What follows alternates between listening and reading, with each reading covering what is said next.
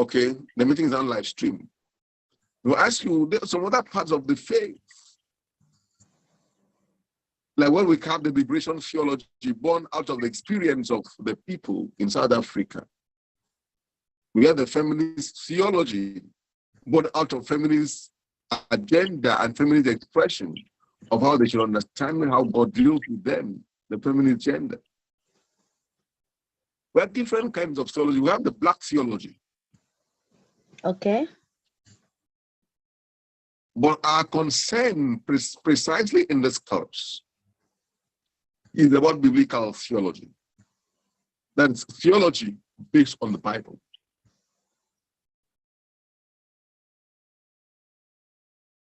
It's a theology based on the Bible. That is why it is called biblical theology, different from other strands of theology.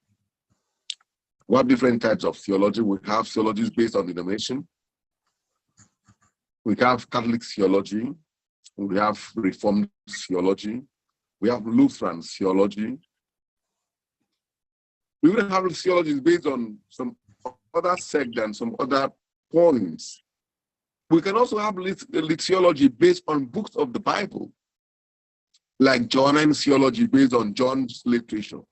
That is John's Gospel, First to Third John, and Rome and Revelation. Those are the 5 Johannine literatures.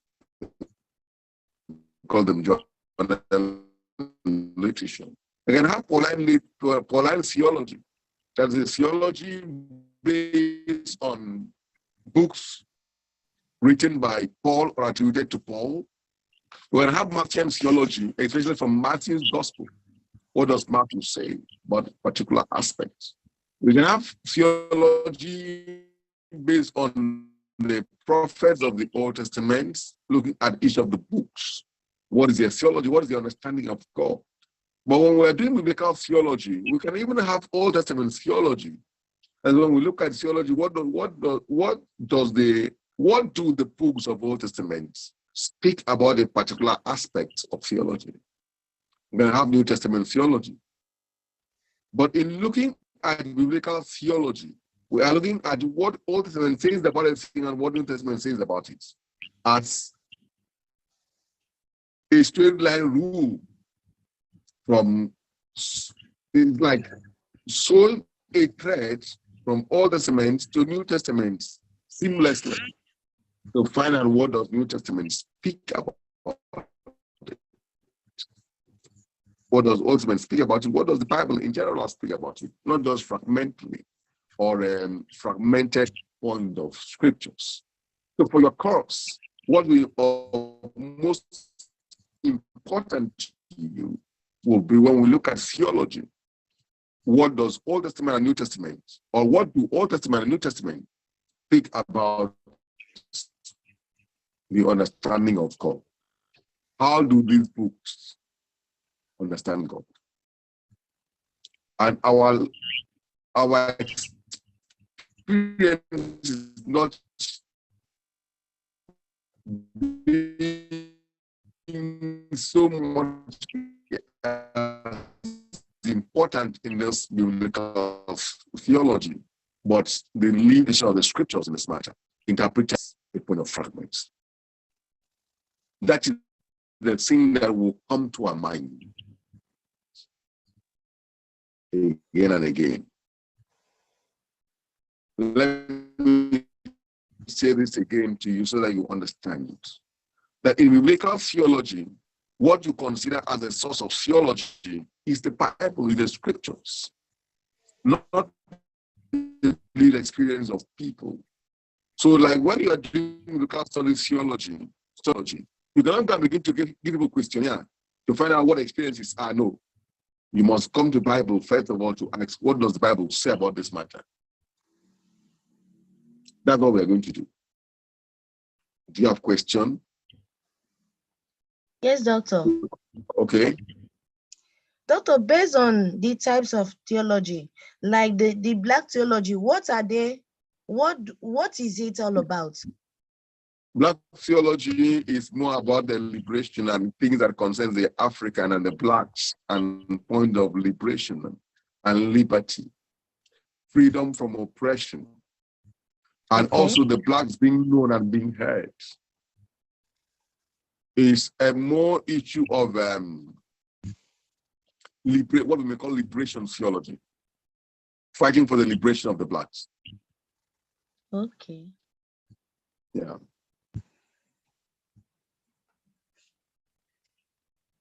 So that's all. Can we now continue with our class?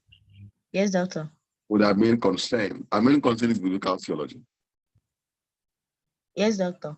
So what are we going to look at in biblical theology? What will be the focus? What will be the point we are going to look at? What will be the themes we are going to look at?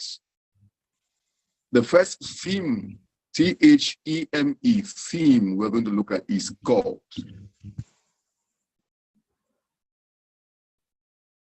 Okay. What will be our first theme? What will be our first theme? God. God. Now, how does the Bible look at God, present God?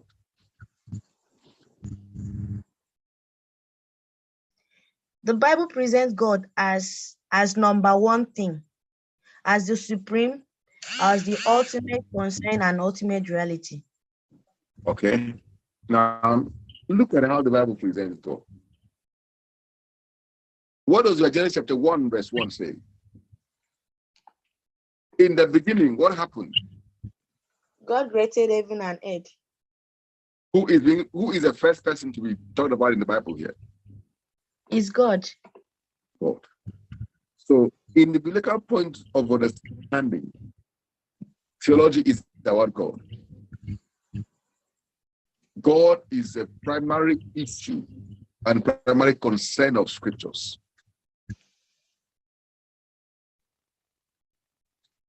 Sometimes we may think that human beings are important. Yes, human beings are important, but they're not as important as God. So in the understanding of biblical theology, the first port of call is God.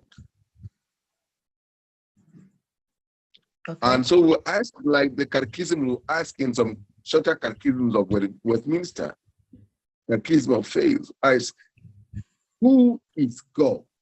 That's what the Bible will answer. Is the question we ask. Remember, we talk about faith seeking answer or clarification, isn't it? In theology. Yes. So who is God? That's what the question that Old Testament and New Testament will answer. And will answer this question in unison.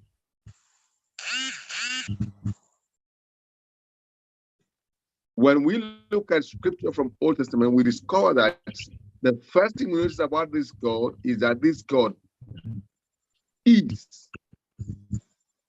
This God is what? Is. Now, what do we mean by God is? That means God exists. Okay. Are we together? Yes, doctor, we are. God does what? God exists. That's the first thing we need to know about God, that he exists.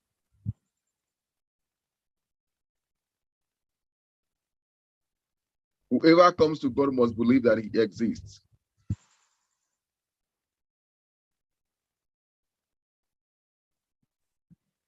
Must believe that this God exists. Let's turn to Hebrews.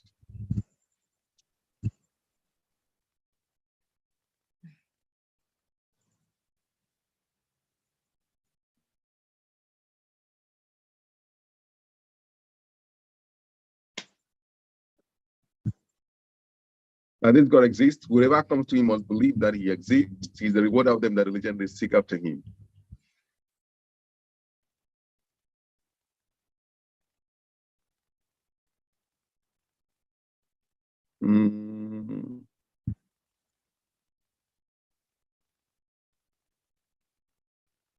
Let's look at the point.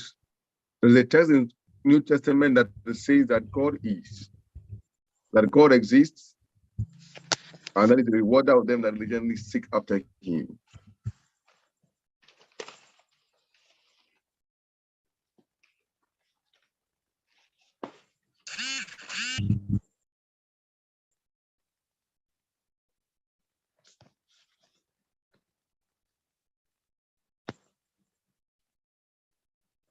Hebrews 11, verse 6.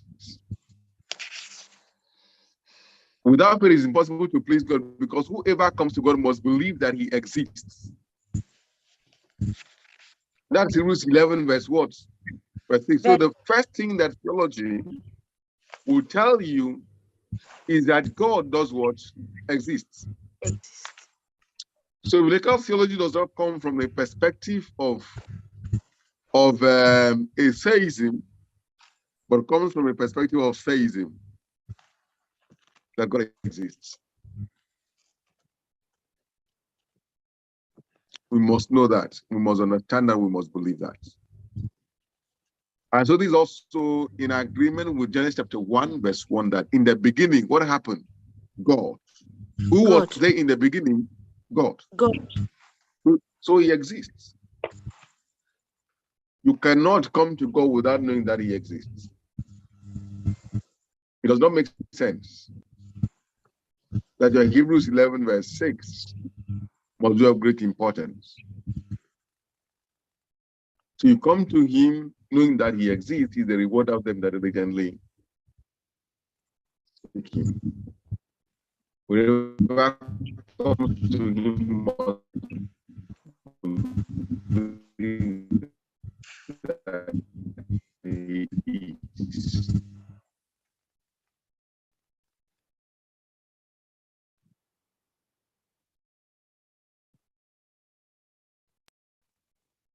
So we now come to New Testament, we come to look at a story person who something happens to him or her. The first thing the person will talk to you about is that I know that God is alive. Yes. I know that my God exists. That's the understanding of the theology. And then who is this God who exists from the beginning? This God is the creator. He created all things. That is Genesis chapter 1. He just said and things came to be. He's the creator of all things. He does not just exist, but he created all things. And he created all things. Without him, nothing was made that was made.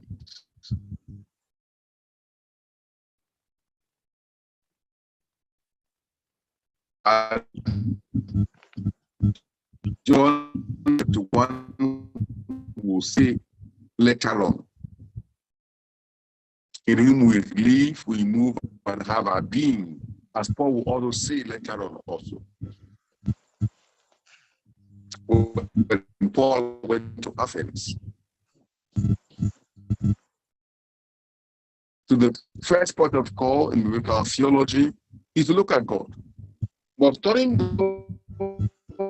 God, we cannot be exhaustive about studying God here. Because studying God is like a whole spectrum of expression that we cannot fully comprehend. But there are some basic things we need to know about this God. One is that this God exists, isn't it? Before the beginning of the world. Number 3 is that this God has life in himself. Exodus chapter 3, verse 14 to verse 16. When he appeared to Moses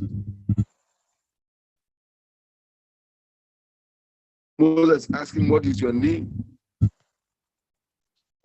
God said to Moses, I am who I am. That is to say, Israelites, I am has sent you.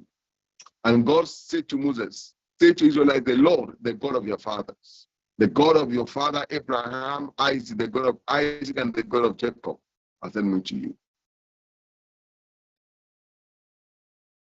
So this God is the God who has life in himself. His life is not dependent on anybody. His life is not dependent on what man can do. This is this God. He exists.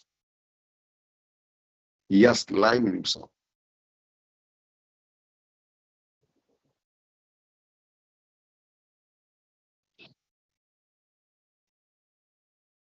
We must understand this point again and again.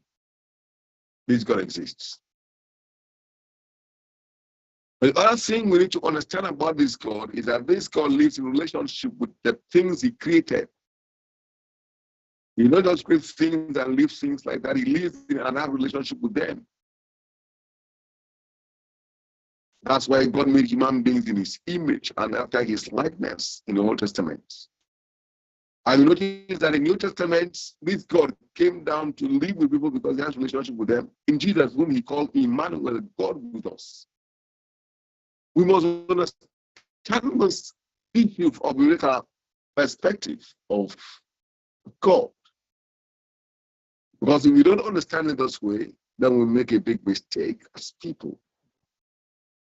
We make a big mistake as people who need to understand God from the perspective of the Bible. God is not a watchman, a watchmaker who makes the watch and who wear the watch, and the maker has no control over them and has no relationship with them. He created the world, he created human beings, he created everything in the world, and he lives in relationship with them. So the God of the Bible is a God who created things. He's a God who has a relationship with the things he created. He's a God that created human beings, and he's a God who has a relationship with human beings. That is the God of the Bible. So we must understand God in this perspective.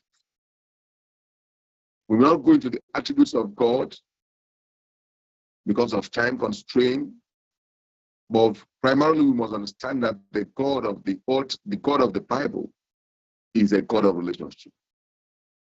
Note few things we have said today in this class concerning the God of the Old Testament and the God of the New Testament as presented in what we call biblical theology. God. In biblical theology, we notice that God exists. He's not in doubt of his death. In a sense, he's not in doubt. Number two, that as he exists, he has life in himself. His life is not dependent on anybody.